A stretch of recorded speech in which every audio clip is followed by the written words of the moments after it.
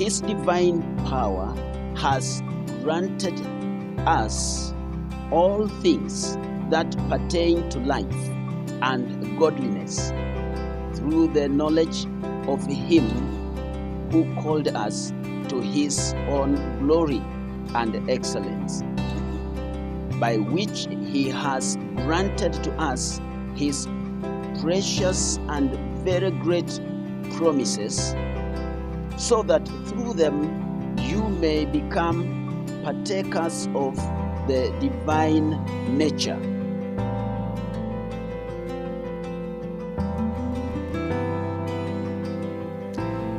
Welcome, viewers, and I'm very happy to be with you once again, and we are always grateful to the Lord when we are able to come together, and share the word of God and the fellowship. We want to thank God for the internet and the media, because then we are able to reach one another easily. My name is Jeremiah Mgala. I pastor with Crisco Central Assembly in Nairobi, Woodley Estate.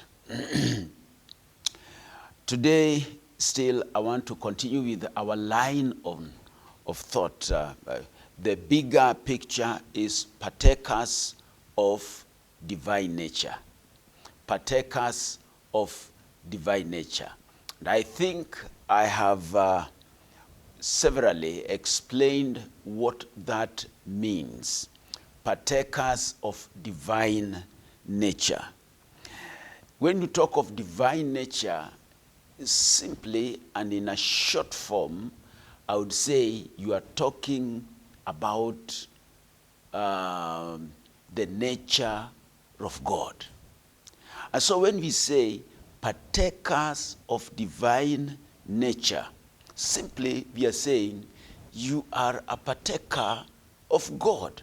And friends, it's a privilege. It's a privilege that we are partakers of God. We are partakers of God. What does that mean? The Bible even says we are heirs with Christ. We are co-heirs with Christ. And when you are partaker of divine nature, you are partaker of what belongs to God. You are partaker of the Holy Spirit. You are a partaker of the heavenlies. All that belongs to God, we are partakers. Hence, partakers of divine nature. So, welcome to this program. I want us to share from Psalms 126. Psalms 126.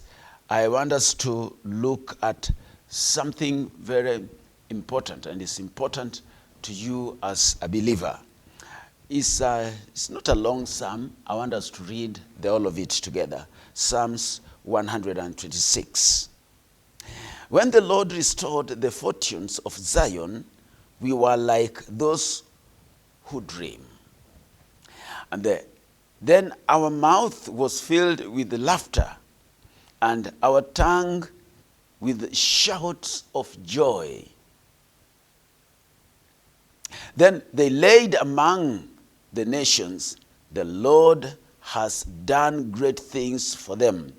The Lord has done great things for us. We are glad.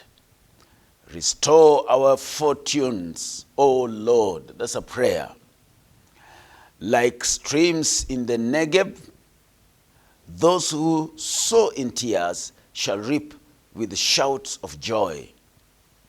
He who goes out weeping, bearing the seeds of sowing, shall come home with shouts of joy, bringing his sheaves with him. The Lord comes through with us as we carry on in this. Let me just mention from the onset, this psalm deals with the sorrowful period in the story of the people of God. Some tough moments, some, painful seasons in the people of God. But it was written when the days of sorrow had ended for the moment. So, the change of fortune has to do with the nation. For other nations are observing, they are seeing what is happening to this nation. And so, it is what is written here in verse 1, when the Lord restored the fortunes of Zion. When the fortunes of Zion were restored, it seemed to us as if we were dreaming. Have you ever come to a place where it is, you are seeing it, yes, it's real, but unbelievable. It is like you are dreaming. And it says, then our mouth was filled with laughter, and our tongue with shouts of joy. Then they said among the nations, Yahweh has done great things for them. Yahweh has done great things for them. Nations were testifying what God has done. What God has done. Yahweh has done great things for them. Friends, there are a few things that I want us to look at here. Number one, there are ups and downs in the story of God's church. God's church has ups and downs. As you follow this, there are times of success, and I'm sure this is what you can observe. Mainly if you've read the church history, and you can attest to this. The church of God has had ups and downs. And even you as an individual, you may be a very serious Christian, praying all the time, reading the word, and keeping on course.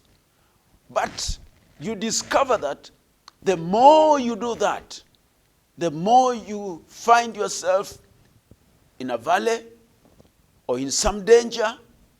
Sometimes you even find yourself on the mountain, rejoicing and feeling good. And in this, I just want to mention that it is true, it's a fact that the church has ups and downs. The church of God has ups and downs. Days or seasons of success and fortune as you get moving on. And there are times of decline as well. So there are times of feeling good and there are times of feeling bad. And it seems that the people of Israel had just been through one of these times of decline.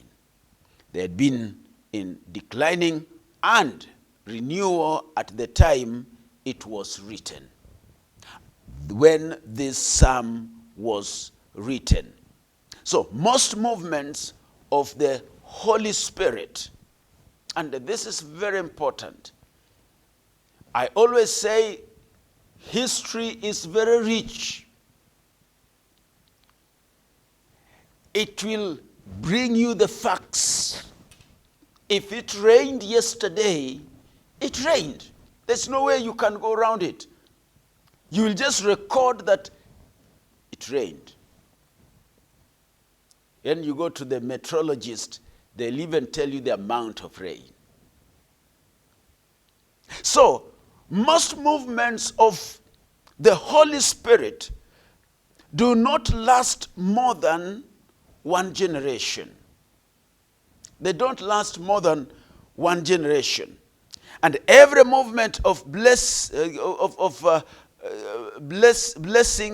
tend to decline, and we have to seek restoration once again.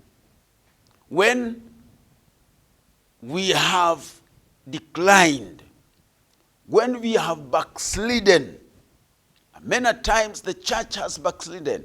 When you look into the life of the nation of Israel, there are times they're enjoying the blessings and they're enjoying peace. And there are days when they are in trouble. You read the book of Judges, you will see it. And the whole of Israel, there are times when they've gone for what? There's time when they've gone as exiles. They've stayed away for 70 years. The latest one, when they had gone, they'd been destroyed by the Roman Empire in 70 AD. They were away for over 1,800 years.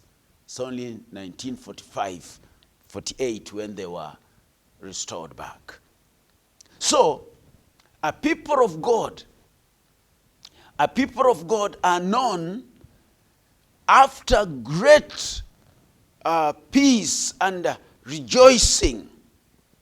There comes time of decline.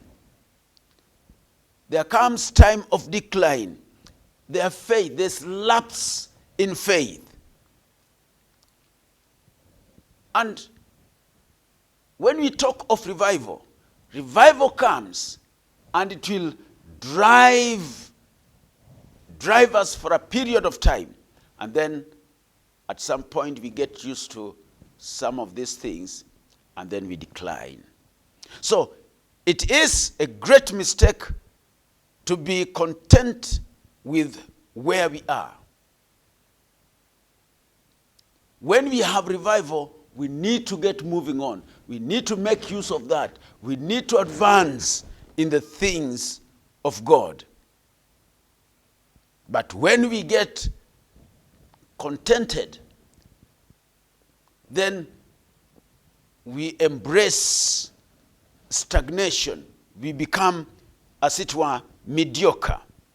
There are always greater things yet to come in the story of a believer or a church. There are greater things. You think right now, maybe you are enjoying something. You are enjoying some spiritual power or strength. Yeah? There is something more than that. And so you need to move on. Or maybe you are not. You may be experiencing a decline. You may be in a valley.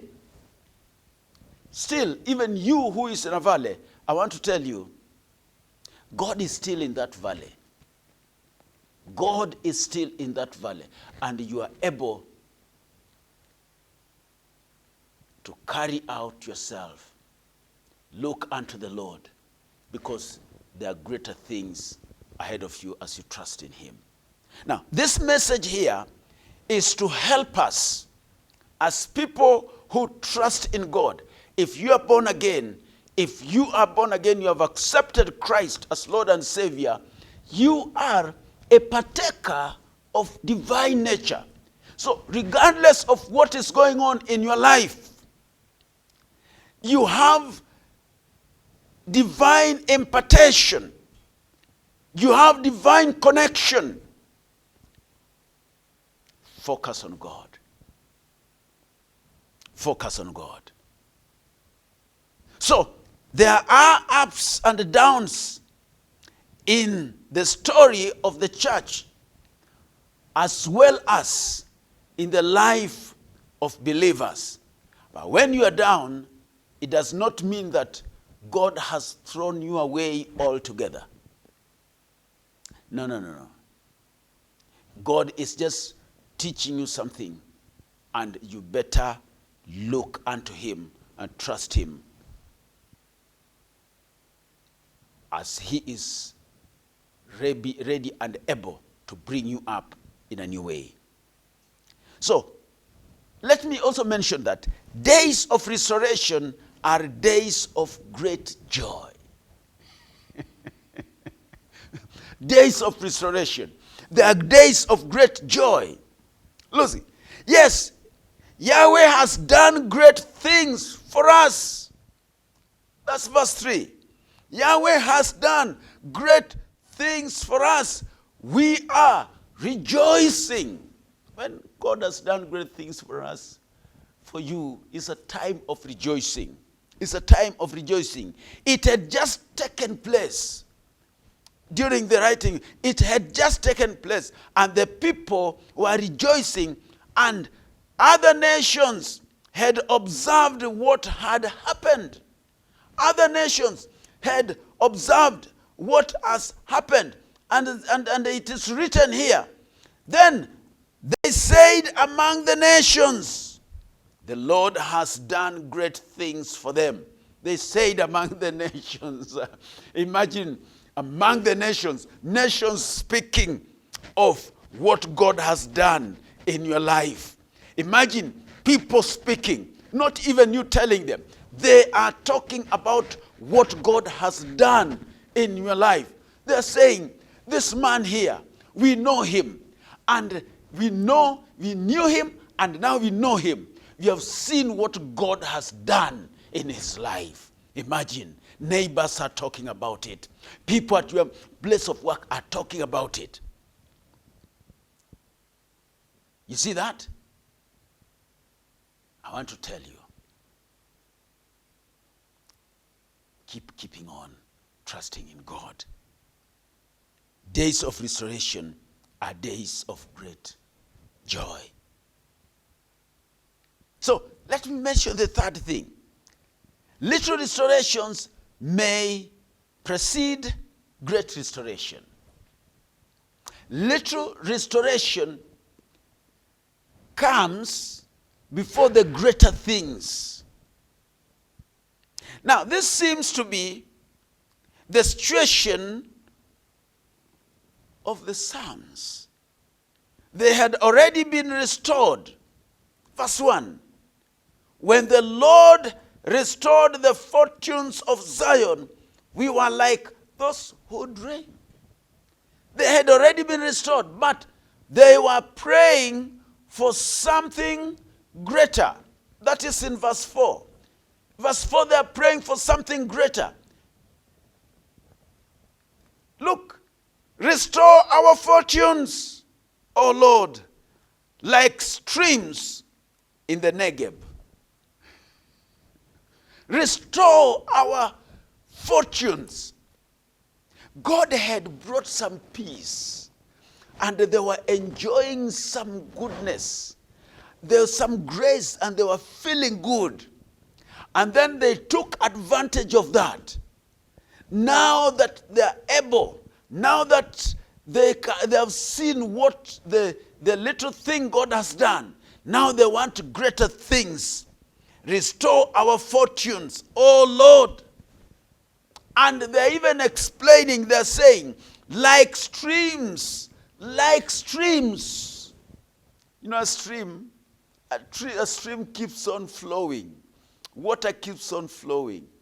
And that is what is necessary there. The water keeps on flowing, and they want more blessings. This seems to be the situation here. And they had already been restored.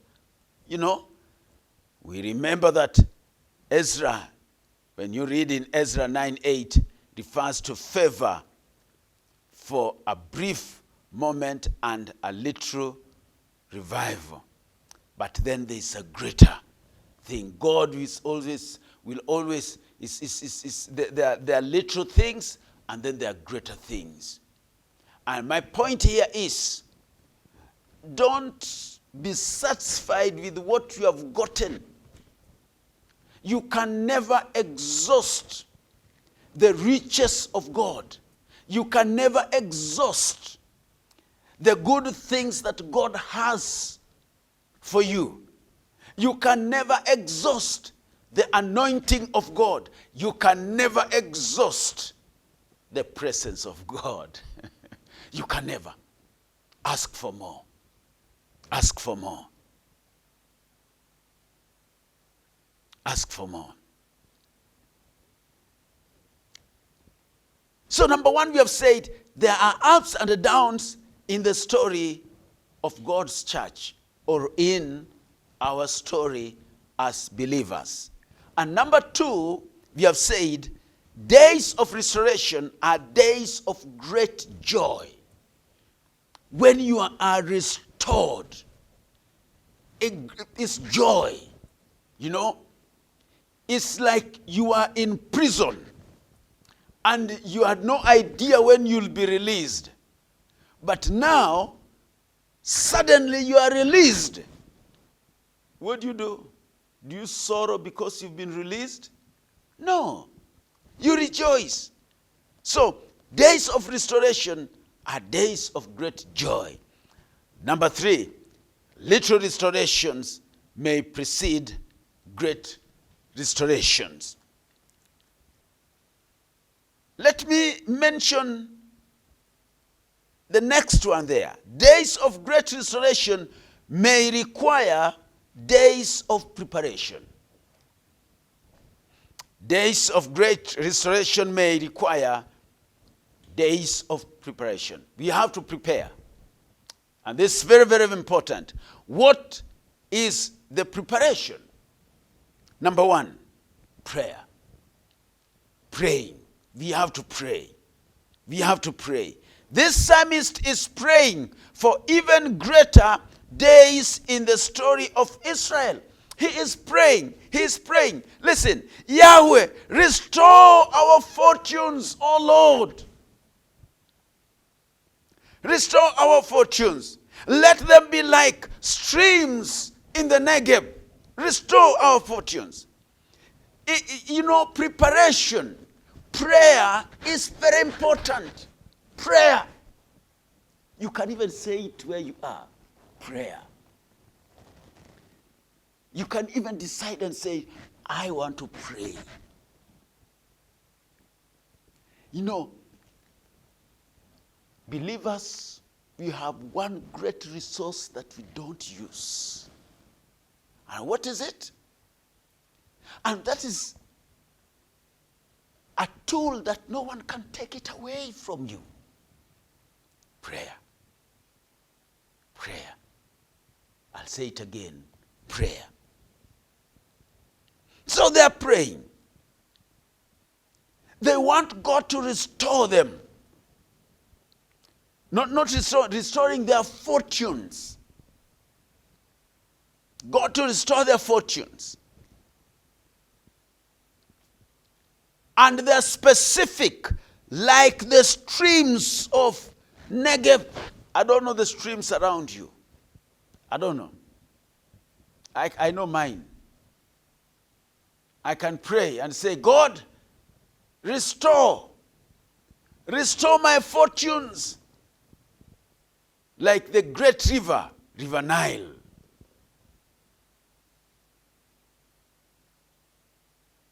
You see, you have to pray.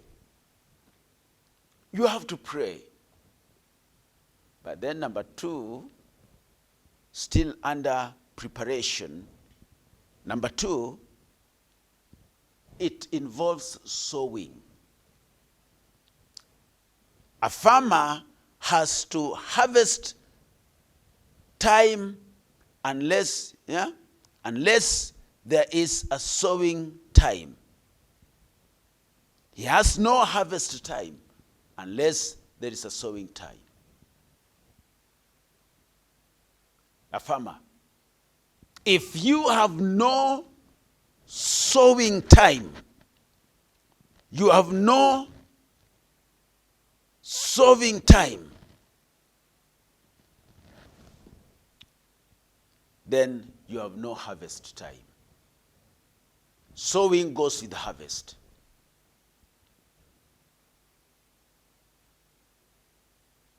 Those who sow in tears shall reap with shouts of joy.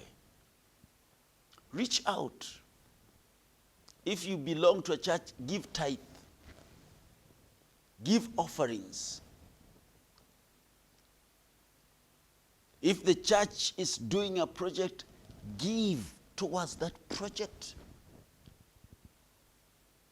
I know when we talk about this, then somebody comes up and say, now they want our money. No. That's not what I mean here. Leave alone that. That one, there are things that are put out of context. I'm saying, wherever you are, in your church, pay tithe. I'm saying, give offering.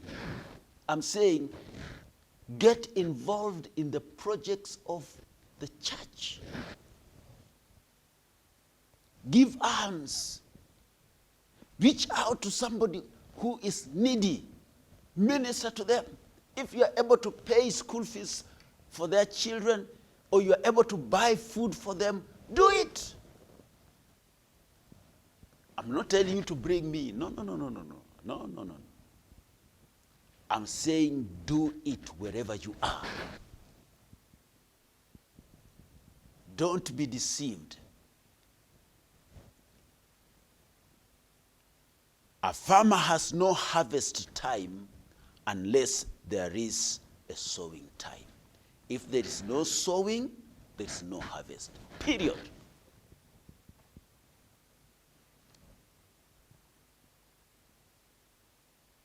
Those who sow in tears, and I'm telling you this, sowing does not mean when you are able, when it is convenient.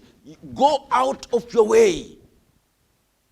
Where you are giving tears, I'm not saying you come to the church, you are crying loud that I don't have money, this I've just borrowed to bring. No. What I'm saying, inside you is a commitment between you and God. Those who sow in tears shall reap with shouts of joy. And then the final one here, as I finish, persisting in faith in days of hardship. Persist in faith. Don't let hardships take away your faith. He who goes out weeping, bearing the seeds of sowing, shall come home with shouts of joy, bringing in and bringing his sacks of harvest with him. So, persist in faith. Persist in faith. Sow in tears. Beloved, God bless you. I know this message has touched you in some way. Father, I pray that you will bless my listener and help them to experience the revival, and their fortunes will be restored as they go through this step by step as we have indicated in this sermon. I thank you, Lord, and I bless you. In Jesus' name, amen. God bless you so much, beloved. Oh, we love you. Longing to see you again this way next time. You are a partaker of divine nature. Bye-bye. Peace.